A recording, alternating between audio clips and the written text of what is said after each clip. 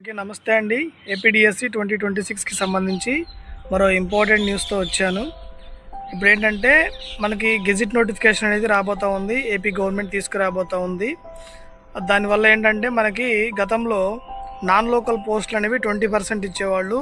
80:20 రేషియోలో 80% local, 20% non local, అంటే వేరే స్టేట్ వాళ్ళు కానీ వేరే డిస్టిక్ వాళ్ళు కానీ రాసుకోవచ్చు. ఇప్పుడు మనకి గెజిట్లో ఏమొస్తుందంటే 95:5, అంటే 5% నాన్ లోకల్కి ఇస్తారు, 95% లోకల్కి ఇస్తారు. సో ఇదైతే ఒక పెద్ద గుడ్ న్యూస్ అని చెప్పుకోవచ్చు. ఒక 5% పోస్టులు మాత్రమే నాన్ లోకల్కి ఇస్తారు, 95% పోస్టులు లోకల్కి ఇస్తారనమాట.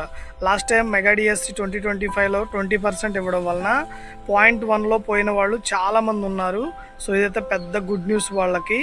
తర్వాత ఇంకో విషయం ఏంటంటే ఈ డిస్టిక్ బైఫర్కేషన్ వల్ల ఒక డిస్టిక్లో ఉన్న, ఫర్ ఎగ్జాంపుల్ ఒక డిస్టిక్ తీసుకోండి, పర్టికులర్గా ఒక ప్రకాశం కానీ, నెల్లూరు కానీ, కృష్ణా కానీ, ఇలా ఒక డిస్టిక్ తీసుకుంటే ఆ డిస్టిక్లో మొత్తం 500 పోస్టులు ఉన్నాయి అనుకుందాం. ఫర్ ఎగ్జాంపుల్ 500 ఉంటే ఆ డిస్టిక్ని బైఫర్కేట్ చేయడం వలన ఆ డిస్టిక్కి షేర్ చేసుకోవాల్సి ఉంటుంది అనమాట. ఇప్పుడు కృష్ణా అనుకోండి, ఎన్టీఆర్, కృష్ణా 2 జిల్లాలు అవుతాయి కాబట్టి లాస్ట్ టైం 500+ పోస్టులు ఉన్న ఈ కృష్ణా జిల్లా, ఎన్టీఆర్ జిల్లాకి సంబంధించి ఇప్పుడు షేర్ చేసుకోవాలంటుంది. అంటే అక్కడ పోస్టులు ఇద్దరు పంచుకోవాలన్నమాట. ఇప్పుడు ఎన్టీఆర్ జిల్లా వాళ్ళకి పోస్టులు తగ్గిపోవడం, కృష్ణా జిల్లా వాళ్ళకి పోస్టులు తగ్గిపోవడం, ఇలా ఉంటుంది అనమాట. ఇదైతే కొంచెం బ్యాడ్ న్యూస్. బట్ మనం కష్టపడితే ఏదైనా సాధ్యమేనండి.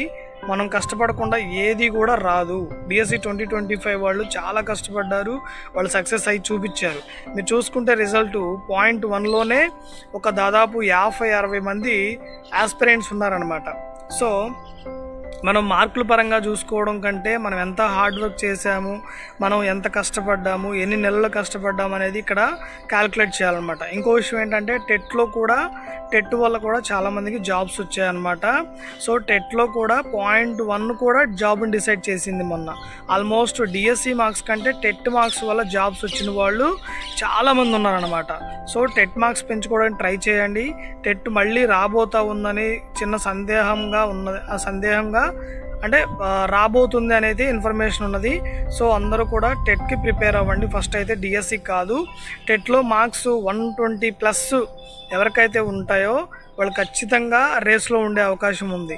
120+, 130+, సో ఇలా ఉండే అవకాశం ఉందన్నమాట.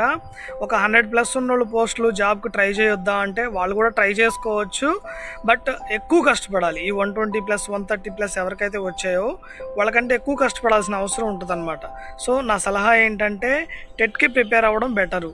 ఎస్జిటి కానీ, స్కూల్ అసిస్టెంట్ కానీ టెట్లో 120+ గెయిన్ చేయడానికి ప్రయత్నం చేయండి. డెఫినెట్గా డిఎస్సిలో సక్సెస్ అవుతారండి. అలాగే పోస్టులు ఎన్ని ఉన్నాయి అనేది పక్కన పెట్టేయండి.